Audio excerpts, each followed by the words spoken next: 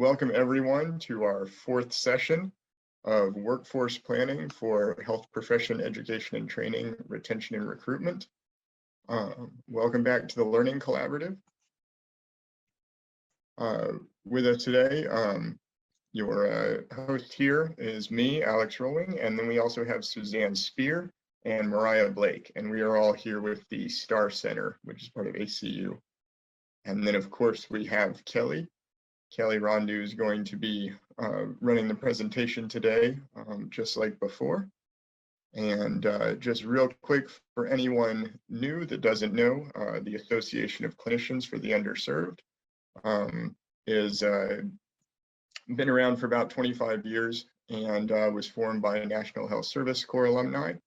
And we are just here to make sure that workforces for health centers all over the US have what they need to recruit both clinicians and just staff in general to make sure that they can continue to provide for their underserved populations.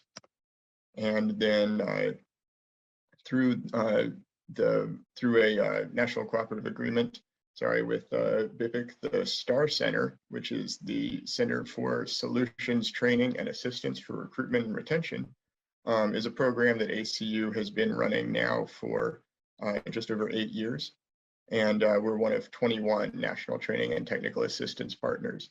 And we focus on everything to do with workforce, especially recruitment and retention. Our website is chcworkforce.org. And so again, for anyone who is just encountering us for the first time, go head over there. We've got lots of good resources that will complement everything Kelly's going to talk about today. And then I'm sure everyone is super familiar with Zoom etiquette. But then if you have any technical difficulties, be sure to just message Mariah Blake in the chat, or you can email her at mblake@clinicians.org, and she will go ahead and get you all settled if there's any kind of technical issue. Otherwise, I think I will hand it over to Kelly now. Let me stop sharing my screen. There we go. Awesome. Thank you, Alex. And hi, everybody. Thanks for coming to hang out today. I'm going to pull up the slideshow. All right. So left hand doesn't know what the right hand is doing today. All right. So, excuse me. So I just want to start out with first, like a little bit of an apology that if I'm sniffling or coughing a bit more, it is one of the first sunny, warm days here in Seattle, which is absolutely glorious. Don't tell anybody because we want to keep it a secret. But when it's finally sunny and 70 degrees, we're all out in our tank tops and our shorts and getting sunburns. But it also means the cherry blossoms are blooming, which my neighborhood is covered in cherry blossoms. So I am an allergy poster child this week. But so welcome back, session 4. That's me. That's my old headshot. It's maybe my new one. Here we go. Alex, did we want to do the Mentimeter? Did we do that today? Yeah, no, sorry. Yes, we can do the Mentimeter. So just to get... Yeah, if you want, I can put it up on screen if you want, or, everyone should be able to see it once they log in there. So they can go to mentimeter.com and type in the code that's on the screen. Let me put it down in the chat for everyone as well. Sounds good. Well, Alex is doing that. Just hopefully you're all having a great day, getting some stretches in, and it's sunny where you are, and you're enjoying the Tuesday that might feel like a Monday, or hopefully it feels like a Friday. But yeah, let's find out how folks prefer their coffee. Alex, do you have, while folks are filling that out, do you have a strong preference for how you like your coffee? I think I kind of fluctuate between all of them. The Seriously definitely it was a sign that was at a coffee stand, and that took me by surprise. And then me and just another random person were like, I take my coffee very seriously. That sounds too intense for as early in the morning as I'm making coffee. But then I also wanted to include the tea one because I know there's some some tea folks or people who just don't have a caffeine addiction, who are, I think, kind of superheroes compared to many of us.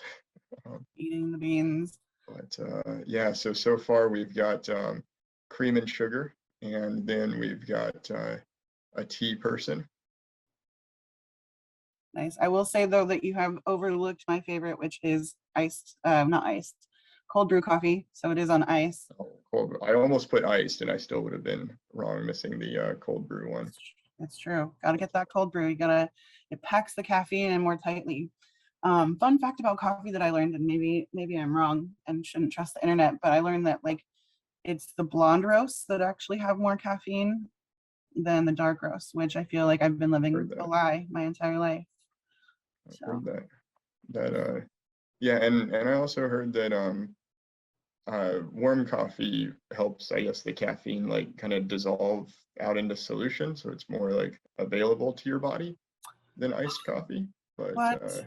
I know, but you can solve that by just going like really, really strong cold brew and probably just overcome that. This is true. This is true. I have a cold brew maker and I don't even know. I just put the whole bag of coffee in and call it a day, and it keeps me for the whole week. Cool. Well, hopefully y'all are awake.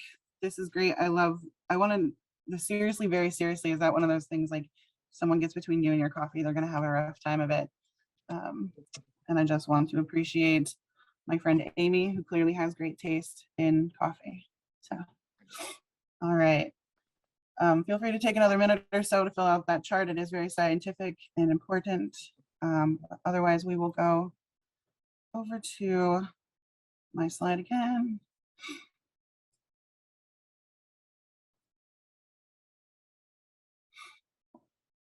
Okay. So today's going to be a pretty simple setup. See the new headshots? Professional photographer, bad hair day, just the same. We're going to dig a little bit more into the strategic workforce plan. We're going to keep it pretty simple, have group discussions. I don't have a ton of information to throw at you all. I think I threw a whole bunch of stuff at you last session. So hopefully this will be an opportunity for you all to share where you're at, what you're feeling, what your challenges have been, and we'll be spending time in small groups as well. So one note, and that's where I put the notes. So actually the folks who have a meeting with me on the 7th, don't worry about it. We're good to go. I was checking the calendar yesterday. We are good to go on all of the one-on-ones. So thanks for those of you who signed up. If you haven't, feel free to email me directly because I'm not sure that the sign up link is still there. Maybe we can find some time. So for the one-on-ones, to just kind of prime the pumps for that, the questions were right in front of my face as of 5 seconds ago. Here we go. Basically, I'm just going to want to check in with you, see how things are going with writing your plans. Have you started your plans? Do you have any questions? What challenges are you experiencing? And if there are any resources that we can hop into. So it's really just an opportunity for you to pick my brain if you'd like, and for us to just check in and see your process. And hopefully once I get to talk to you, I believe I'm speaking with the majority of you before our last session, whatever barriers you might be experiencing from getting this document written up to kind of closer to a final draft will be removed. So that's the idea for the question for the conversation on the one-on-ones. I'm also happy to talk about specific programs as much as possible. 30 minutes obviously isn't a ton of time to dig into those things. You can also email me your questions ahead of time, but that's my thought process for the one-on-ones. I'll just pause there and say any questions or concerns about that. I'll just say I don't think I can see everybody, so feel free to just pop off mute if you have any thoughts. Okay, cool. Then I just look forward. I think I have talking with 4 of you this afternoon, which is really exciting. 4 organizations at least. So checking in at the end of last session, we ran through the flow chart that you're seeing on the screen, and you've already seen a couple of different iterations of the framework for the strategic workforce plan. So I wanted to pause, and now that you guys have had time to sort of sit with those and take a look at them, curious what your thoughts or reflections are on those 2 documents. And also, I have not had time to look at those documents is an acceptable answer. So Any thoughts or reflections on those two documents?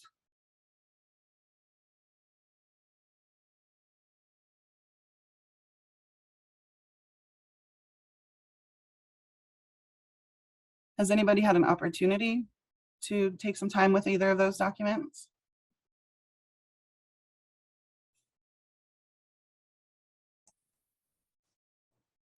Hi, can you hear me? I sure Hi. can. Hi, Amy. It's Amy. So I've been working on the health professionals education training, the whole template. Mhm. And so I'm feeling like I'm new to Midstate. I started back in August. So a lot of this is, it's great information for me to kind of get my feet underneath me for the HR department. But I feel almost like it's to gather all the information is really a whole organizational kind of brainstorming of what is needed. Am I looking at it the right way? Absolutely. Yeah. And I would say, just with an asterisk, that the data points in that data section, Yeah. really just like from the mind of Kelly. I'm not sitting at Midstate, obviously, and knowing what you are already tracking or what you're not. But I think you raise a really good point that HR might not be the place where all of that data is sitting. And so how you interact with the EHR, I'm not sure, it might be different for if you do interact with the EHR. But I think, if you are going about this process by yourself, which I think for our purposes today or just through these sessions of can we get something on paper that's laying out our plan, our ideas, I do think there's a bigger conversation, right, to have across the whole organization. Because, if even outside of the data, if what you're thinking is, well, I want to start a whole MA program, or that's what we really need is to start this MA program, you can definitely try to do that on your own. But the ED or the CEO or your medical director might be like, wait, what? So yeah, I think on a lot of counts, there is a need to engage everybody in your organization. I think having your providers in on that conversation is important too. So yeah, that is a shortcoming of the tool, that it doesn't have that portion of the process laid out. And I appreciate you bringing that forward. Yeah, I think just logistically right now, you could write whatever you want on that document. It's not binding in any way. You're not selling your soul, but yeah. Great, thank you. Of course. Any other thoughts or reflections? Were these documents helpful? Not helpful?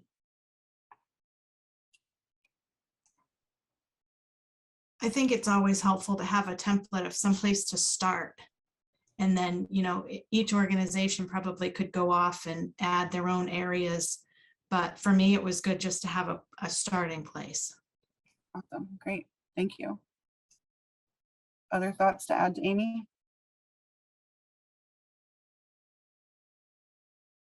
I know you're there. You answered the coffee question. All right. As those thoughts come up, please feel free to, let's see, got something in the chat. Awesome, thanks, Jackie. Jackie's mentioning that they look helpful, need to spend more time with them. That's totally fine too. As you guys are going through, as you do find time to work with these tools and you're not required to, and from any person anywhere, I'm just hoping that these will be helpful to get you to a place of writing the plan. Please let me know if there's anything that would make them more helpful. If you have any questions come through, I believe you all should have my email address, or feel free to work through the ACU team. More broadly speaking, these sessions have really focused on writing the strategic workforce plan, health professions, education and training work. Let me check this chat right here. Awesome, thank you, Beth. As a team, great, fabulous. As you're thinking through your process of documenting what you'd like to do regarding health professions, education and training, that strategic side of the workforce plan, what resources have you identified as being needed, or what do you think you might need as far as resources? Or what resources have you found that you'd like to share with the group?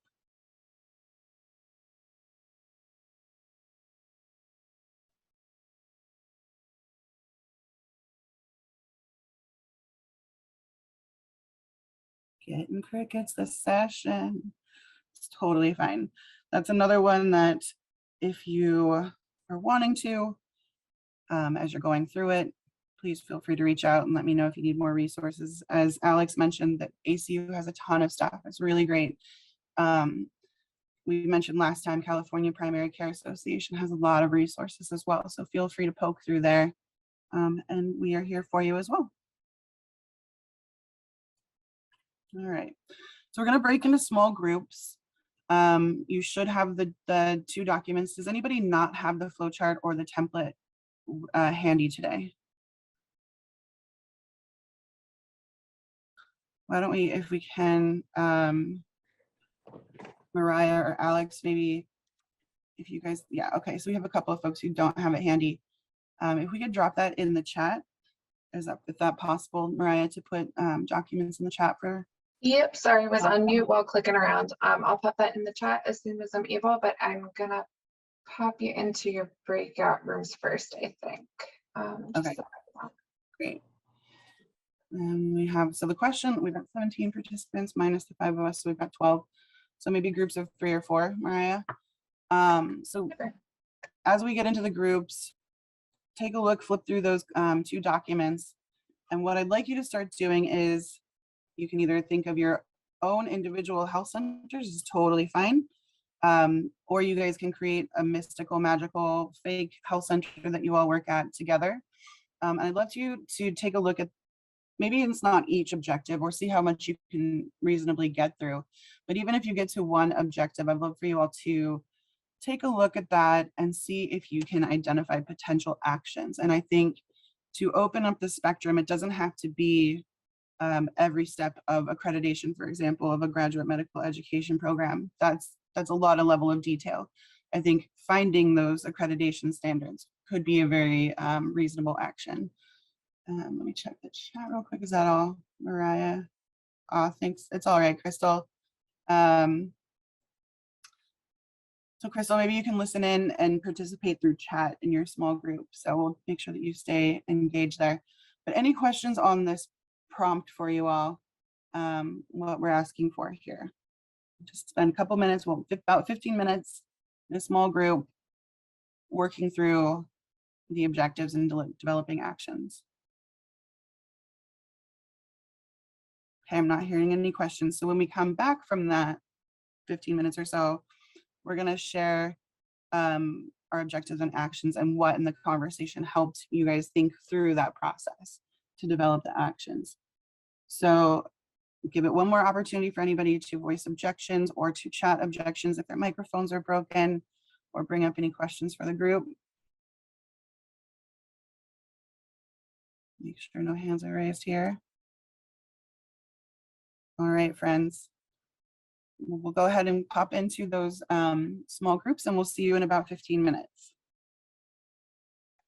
All right, I'm going to open the prompt now for y'all to join your rooms.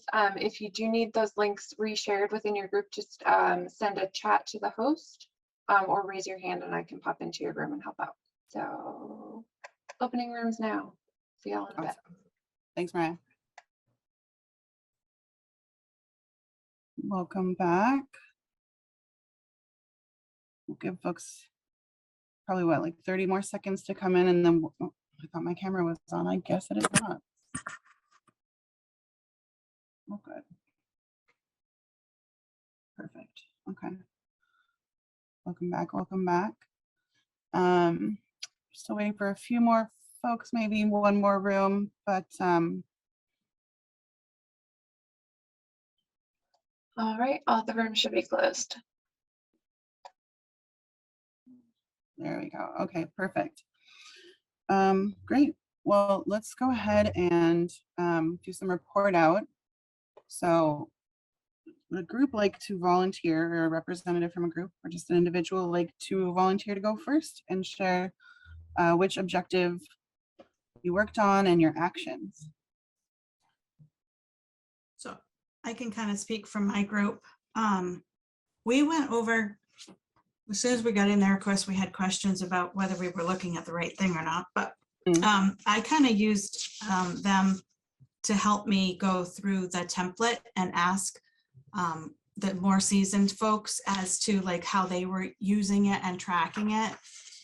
we discussed not necessarily really looking at it for providers, because a few of us were better staffed with providers. It was more like the support staff, the MAs, dental assistants, and things like that. And we really discussed the need to get other stakeholders involved so that we had all of the information and the proper metrics moving forward. Awesome. Anybody from your group, from Amy's group, want to add anything to that? Cool. Yeah, I appreciate that, Amy. And I was looking through just to make sure that, so next session we'll definitely be jumping into more of the content on, so you've written the plan, now what? And it's a bit of a backwards thing that we're doing here, but I appreciate you guys sticking with it. And I'm glad you guys got to walk through the tools. So did you feel like, Amy, having that conversation and walking through it, you feel a little bit more oriented to the documents? You feeling all right about that? Yeah, I do. Because what I did was I printed it off and I kind of went through it myself from where I am right now. And then, you know, a lot of it, I know how to figure out turnover and things like that. But for me, I brought up like the patient panel acuity level and where they would go to get that information. So they were talking about like data quality kind of a department would probably have that information to help. The one that we did have a question on was like the patient health outcomes by metric. But we figured that we'd be coming into that, looking at that a little bit later too. Yeah, for sure. And I think we just did a session and some folks from California were on there yesterday about the data and how it relates to this conversation. And I would say, just as a short response to some of that was the California document that we did. It's the HPET template. I'm not sure, it's in their store. So if you go to CPCA, and it was in last week's or last session's slides too, the template for assessment. Sorry, it's a really long name, so I'm blanking on it, but it is in their store and it's a free resource. And there's a whole section in there about the data that kind of talks you through the where we were pulling that and what questions we were trying to answer. So that might be helpful for you to kind of pull together to the template as well. So, but great feedback. Is there another group who would like to share?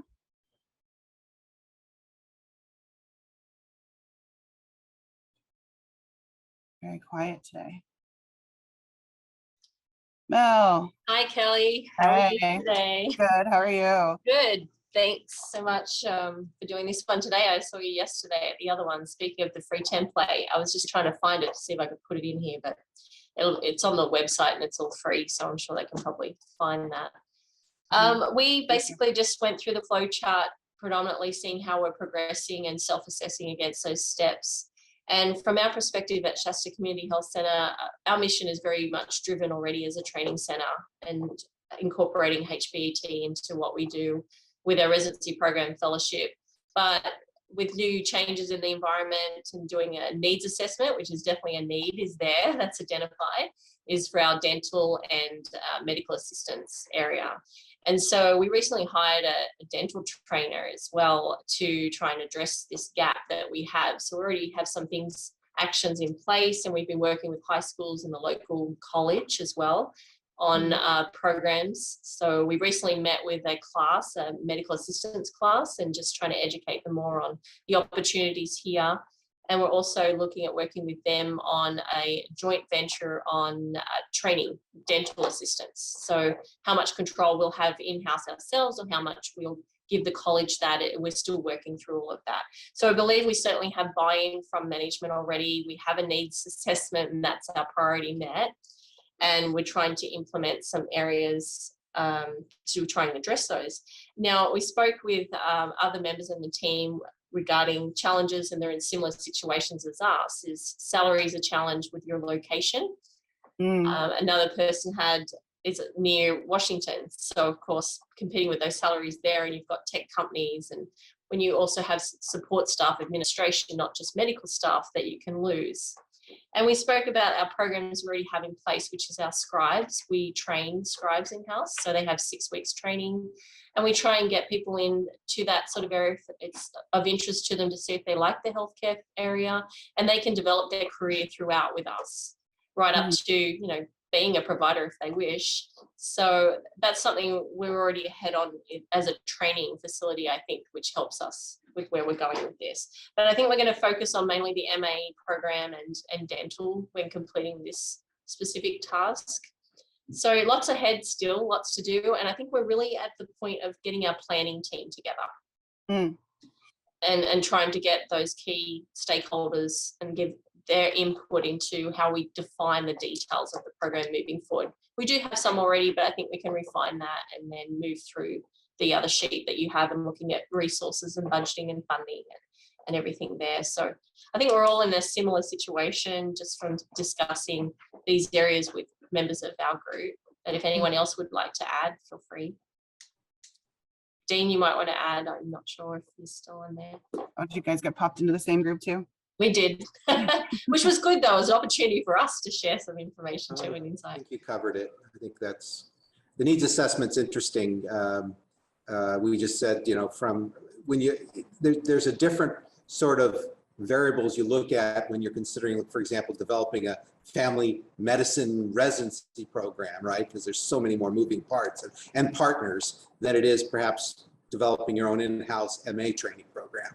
So, so, you know, one size does not fit all. You really have to know what you're trying to accomplish and what are the variables that you need to weigh and sell, right? Understand and sell to the powers that would be your board, your leaders, and your organization, however that, or your community for that matter.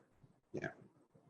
Absolutely. And I think that sort of circles back to what we were talking about a little bit yesterday too, is like, what are those strategic questions that you're asking? And that'll help you narrow down to what data it is that you're pulling in order to paint that picture and tell that story. And then how do you formulate that data in a way that other people can digest it who aren't looking at it every day? You know, we get so used to seeing the same R stuff. We know it inside and out. Yeah. But yeah, that's a really great point. And you guys, I mean, there's a number of health centers, right? Like you guys are one. We spoke with Lifelong yesterday in California who are kind of along that pathway in different places. You're not necessarily starting from, we have no HBET programs. So you have the opportunity to just document what it is that you're currently doing and sort of be able to check the box. But it sounds like you guys are then taking this as an opportunity to say, and what next? Which is really exciting. So that's very cool. To kind of dig a little bit into the planning team and like the buy-in piece, like did you find there were any particular steps in that process, seeing as that, you know, to get that engagement with the stakeholders, if not with the MA or the dental assistant program, but with the other programs that you're putting together, or Dean, like the conversations with the board, things like that, that sort of help smooth your way? Well, I do think it's a little bit of a different conversation when we're talking about MAs and dental assistants, because there's a direct connection to access, right? And support for your clinicians, your core mission. So I think it's easier for a board to understand that connection. When you're talking about developing a family medicine program that has an ACGME with a match and 3 years of training with no guarantee they're going to stay with you beyond that, and hospital experience and pulling staff, you know, it's a much more complicated kind of message. And then have faith that at the end of the day, it's going to serve your mission, right? Which is really about taking care of patients. So yeah, that's kind of the way I've seen it over the years. Awesome. Thank you. Cool. So is there another group who'd like to share? I could dig into that a lot more, but I appreciate you guys sharing. Anybody else who'd like to share what their group talked about?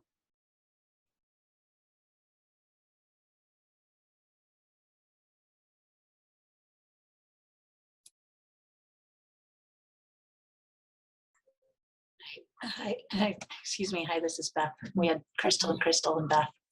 So we were just all at the very beginning stages of this process. And so we're reviewing the tool and talking about where we are with the needs assessments. So. Because So, and what, can you talk to me a little bit more about like what all you discussed about the needs assessment? Well, Crystal had just had it done and she is in Arizona. So just a shout out to the fact that she's doing this by herself. She has admin support, but I can't even imagine. It's a big project. Hmm. And then Crystal P is in California and they have just done their needs assessment too. So Awesome. So when you're saying needs assessment that you all have done, are you talking about like a needs assessment that you've done for like your SAC application? I do not know the details of theirs. So maybe Crystal can chime in. I'm curious, Crystal, what needs assessment and why, what brought that up? Because I do think that there's, yeah, I'm just curious. Crystal, do you want to chime in so I don't speak for you? So for the needs assessment, I think there was a little bit of confusion on the needs assessment.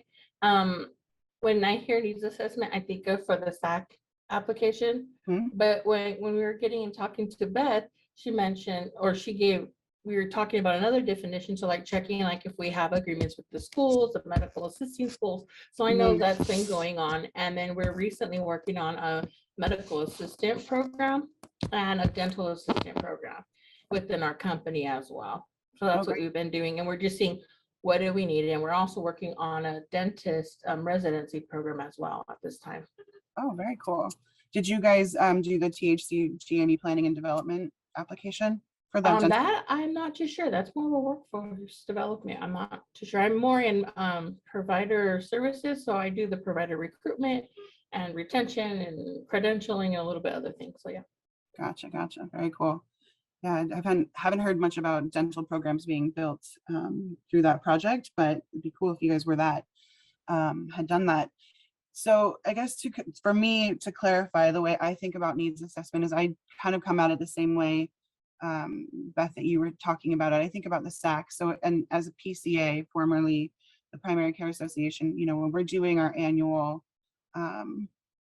cooperative agreement with HRSA, we do a level of what are the needs of the health centers that we work with. And so, and like you guys do, what are the needs of your communities, what services, what HPSA scores, all that different analysis. And I think that there's an overlap to that work that you do with the SAC. So if there's something, for example, Amy, you were kind of talking about like, where do we get some of this data? Looking at those narratives from the SAC when you're, especially when it's like, well, especially when you've gone in depth about what the needs, I think that definitely can paint a picture, right, of what your community needs. So you've already done some of that thinking, some of that work. And then I do think what Crystal is, how I would frame what Crystal was sharing is sort of more of what I would call a gap analysis, but you can call it whatever you want, semantics, right? You know, so for example, we're working on this program. What are the pieces that we need to put in place? What don't we have? What policies do we have? What policies do we need to update? What staffing do we have? I would look at that more as a gap analysis, but however you look at it, I think that there are two sides of it. You want to be able to understand correctly, well, or correctly as you can, that you're developing a program that will meet an actual need. And I think data and qualitative and quantitative data is important. So that's one level of that needs assessment. But then, yeah, what do you need to actually stand the program up, if that helps? We can go, I'll make sure to add a little bit of the data stuff into next session as well. Is there another group that would like to share?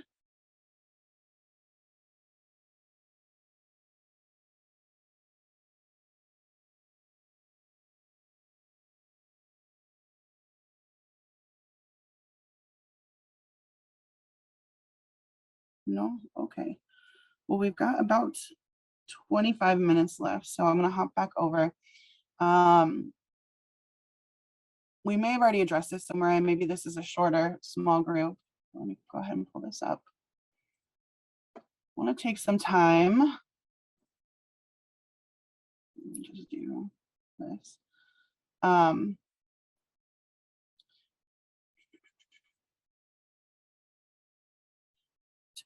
If you haven't already, I mean, hopefully we can do slightly different groups, Mariah, to sort of talk about what barriers have you experienced or do you anticipate And I think we've come up with a number of things. Like, you can't do this in a bubble, right?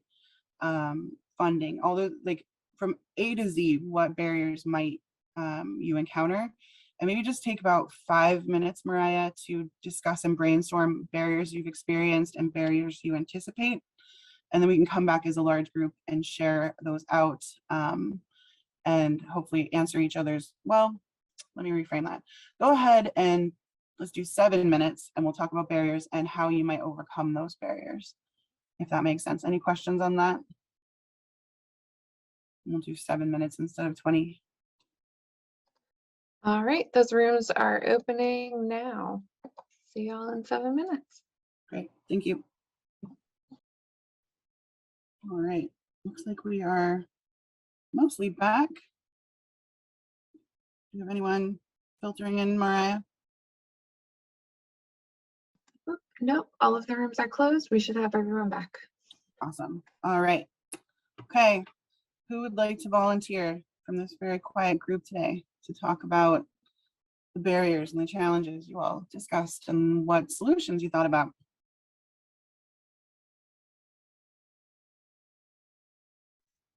I can speak, Kelly, if you'd like, for my group. Crystal and I had a very good conversation, again, of similar interests with the dental. My group did. It's challenging, and the sign-on bonus thing came up for discussion, and we're asked if we actually did sign-on bonuses, and we do for some roles, but we didn't start doing sign-on bonuses for support level staff or RNs.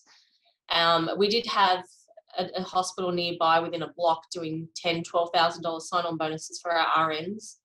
It didn't influence us losing any, which was very fortunate, but doing the sign-on bonus, it can be a struggle with the financial outcome of doing that, but also the impact to our existing employees. If they started a few months ago, then they get disengaged thinking, well, I didn't get $10,000, and then they might go looking elsewhere, and it's more encouraging. So we stood our ground and didn't change our sign-on bonus strategies to compete in the market to fix that area. And I think that helped with our turnover, to be honest. I think it would have done more damage than good. So that was just a barrier in competing, I guess, in the market, was those sign-on bonuses. We just discussed our outcome on that. But Mel, we did a mid-year salary adjustment of all the lower level positions. That was probably more beneficial. Yes. In the great scheme of things. Absolutely. And that's what I did mention actually in our group. I said, rather than spend out all of that money to particular individuals that might stay for a few months, we chose to use the finances to spread it across the board and try and encourage our employees to stay and reward them for that extra work and having short staff. So that's how we chose to spend it. Yeah. Thanks. I appreciate that. I mean, it's illustrative of how, we push here and we have to pull there, and it's all going to be related across the board. We might have a strategy to get more applicants, to get more people in the door, but like you're saying, if we burn out or take off those folks who are already in the health center, is that going to help? And I think similarly for the strategic workforce plan, you could build all the programs you like, but if you have preceptors who hate teaching or who don't find the value in it or feel like they're already overwhelmed, are you risking losing those folks conversely? So thinking about that holistic picture is really important. Yes, that domino effect, right? Do something for one and have a good heart, but what is the counteractive effect on others on that decision? Yeah. Absolutely. Out of curiosity, did you all talk to your staff about what they would find valuable, the existing staff who weren't getting the sign-on bonus, to sort of meet that need, or how did you all decide to do that? It was more of a discussion on senior management, and we spoke about the changes, the competition nearby with just a block away, and those things been advertised. And I think we just all landed on the same spot, that financially and it's short term, we didn't want to get locked in that war of competing with bonuses and salaries. And is it sustainable then? If you do have certain staff and we're losing money in the long run, it could be 3 years out. You can't exactly be looking at taking money off people either. That's the long-term effect. We try to look, not just immediately rushing in and making harsh decisions. That these bonuses aren't paid anymore. They lasted a couple of months, so to my knowledge. And I think that's really how we decided, Dean. I think I'm right there. We didn't do any survey with anybody, but No, I mean, we talked thoroughly through it and pros and cons. I mean, if we felt strongly it would greatly benefit us and we would have done it, but we just saw too many problems with it in our marketplace. I think the harder conversation was a group of employees who wanted to have danger pay Yeah. through the whole thing, and that's a whole nother kind of conversation. Anyways, we Yeah. worked our way through it. Yeah. Interesting. I was hearing, well, it's a little bit off topic, but some of the folks working at Starbucks, one of the issues that they had was that the hazard pay was going to go away because the pandemic is over, and that's a coffee chain. Just to full circle us back to the opening theme of today. Yeah, it's a lot to think through. Thank you guys. I appreciate that. Other groups or individuals want to share some of the barriers or things you discussed?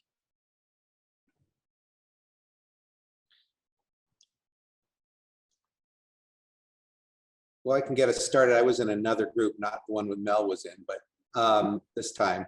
But we did talk about just the overall staffing shortages and how hard it is to create training opportunities when you're already short-staffed. I mentioned that we're fortunate in our community that we have a couple of assets, and one of them is one of the high schools has a health careers pathway. And so we've been engaging with them, and they have about, I don't know, 80 young people are looking at different aspects of health careers and how do we meaningfully engage with them. And what they're looking for is role modeling opportunities for their young people to be around inspiring individuals, right? Like you said, it makes no sense to put them with somebody who's just grousing about their job and is frustrated, and then all you've done is killed a potential healthcare career there. But I did say that one of the challenges that we struggle with is that volunteerism in and of itself doesn't come cheaply. If you're going to do it right, you have to invest resources at your end. And so it'd be nice if somebody recognized that and gave us some of those resources financially, so we could have somebody on point to make those things happen rather than just happenstance let them happen. So so we've talked to the Workforce Investment Board about what they might be able to do to help with this. And we're looking at some other options, but that, sometimes free is not free enough. You need to, it's going to cost you to do this work. Absolutely. Yeah. One of my previous lifetimes, volunteer coordination was a big part of my role, and like developing a whole program. It was actually through the United Way out here. They developed, curriculum's the wrong word, but like an infrastructure of how to appropriately support your volunteers. So many folks think, and I'm not saying it's anybody in this group, of course, but you open your doors as the volunteers come flooding in, and you just, they just get to work. And it's like, yeah, there's a lot to talk through with that and appropriately stewarding them, because my favorite was somebody who wanted the interns to just go get sandwiches. I was like, it's not 1980s and this isn't Wall Street. That's not going to happen. Let me check the time. Let's see. So we've got about 10 more minutes. But thanks, guys. I really appreciate that feedback. And I just one of the things that stands out from what you guys were sharing too is that HPET and these strategic workforce efforts don't have to be, again, it's a whole spectrum, don't have to be taking on something massive and creating something out of nothing. It can be engaging with the high school and spending some time and some resources there. It can be building relationships with your community colleges or your training programs that are already in your community, right? To make sure that their students are aware of you and that there's a viable career pathway to come and be there. That is absolutely a strategic workforce HPET pathway for sure. As you start to build that culture. Mel, did you have something to add? No, I'm just making notes to make sure I know the volume of scope that we're looking at. It's always so much to fix on a needs, but if the expectations aren't out here, it helps us all know to narrow. Yeah. To like you're saying, if you're building a relationship and just focusing here is still impactful for here. Absolutely. And moving forward, I think that's a very good point that I just got from you just now as well. Just getting an idea on that focal point and scope. Absolutely. Yeah. Thank you. It's, yeah, I think we end up being overwhelmed and burned out. And when we try to do all the things for all the people and all the work, we don't have that, unfortunately. And I don't know, it's again, if I had that magic wand, it would all be solved very easily. So all right, we have probably time for one more report out. Anybody else would like to share, or if any other questions or themes have come up for you?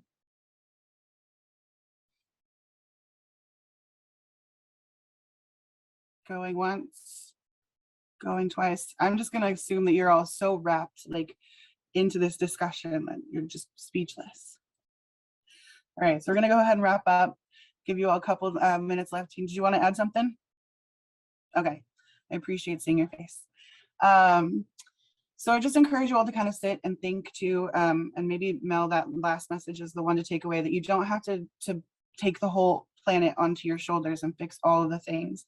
I think this is very much an iterative process, and I think being afraid of failure is something to take out of your toolbox, right? So not everything's going to work this first time, but start small and build from there, and you'll be surprised at where you can get from that.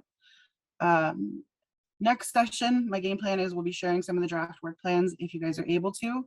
We'll also dig more into, as I mentioned before, we'll dig a little bit into the work kind of surrounding the actual writing of words on the sheet of paper and how to get that buy-in and get your feet under you for building the program. But that is our last session. And it's not to say that I will go out of your lives forever. I would love to stay connected with you if you're interested in that. But if there are other conversations that you all would find helpful, hopefully they fall into similar categories, because I don't think, again, we can't do all the things for all the people in an hour and 15 minutes, but let me know if there's something in particular, and we can talk about that in the one-on-ones for sure. New quote for this session, got some Thomas Edison, but this planning process, even if you end up doing something completely different down the line, you know, when opportunities come along, if you already have your plans in place, plans are easy to adjust. You can pivot. All right, homework, big ask, begin or continue to work on your plans. Get something on that paper, big, small. You can use whatever fonts you want. You can highlight, you can use colors, clip art. There are no rules right now. We are setting the rules. We are setting the standards in this conversation.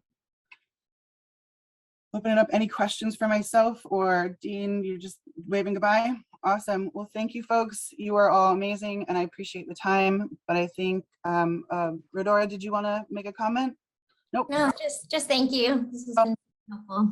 Thanks. Thank you very much. All right, guys, we'll see you in a couple of weeks. Thanks, Kelly, and I'll see you this afternoon. Oh, all right. See you then, Mel. Okay, bye. Have a good day. You too. Thanks.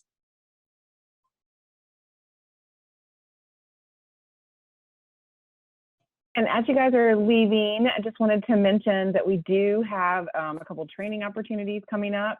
So I know some folks are hopping off and filling out their evaluations, but we do have our workforce symposium coming up at the beginning of May. This is a wonderful training opportunity to talk about a lot of other things that can affect your health professions training programs.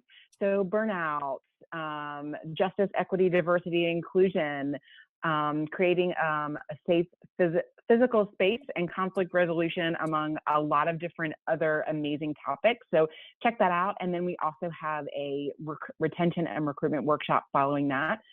So you can sign up for one or both. Like I said, it's going to be a wonderful 4 days of training. And so we hope you'll check those out as you are thinking about also about your HPET programs too. So just wanted to mention that too. Thank you to Kelly and to Alex and Mariah and everybody for joining today. And we look forward to seeing you at our next session, which is, as Kelly mentioned, our last one. So thank you so much. Thanks, Suzanne, and thanks everybody. And Jackie, we can, and Jackie, we can also send the link as well. So we'll send you guys the link when we send all of this email, when we send out the email with the follow-up for this session as well, and also put it in the discussion board. Fabulous. Sure, cool. Jackie, thank you. Right, we'll and see Alex you in a just couple put it. weeks. Oops. Yep, and Alex just put it in the chat. Yeah, sorry, just in case anyone wants to copy paste it real quick, but we'll send it out. Perfect. If you guys come, then I can tell my boss that you guys are going to be there, and then I'll get to go to Nashville with you. I've never been to Nashville, so maybe you guys should think about it as a favor for me. Really curious to go to Nashville. It sounds like a cool place. Yeah, it's going to be awesome. Some great training and with some great people. So Agreed. Cool, cool, cool. All right, we'll see y'all in a couple weeks. Thanks, Suzanne. Thanks, Alex. Thanks, Mariah. And we'll talk to you later. see you soon. Thanks, Kelly. Thanks, Kelly. Bye, guys. Thank you. Take care. You too. Bye-bye.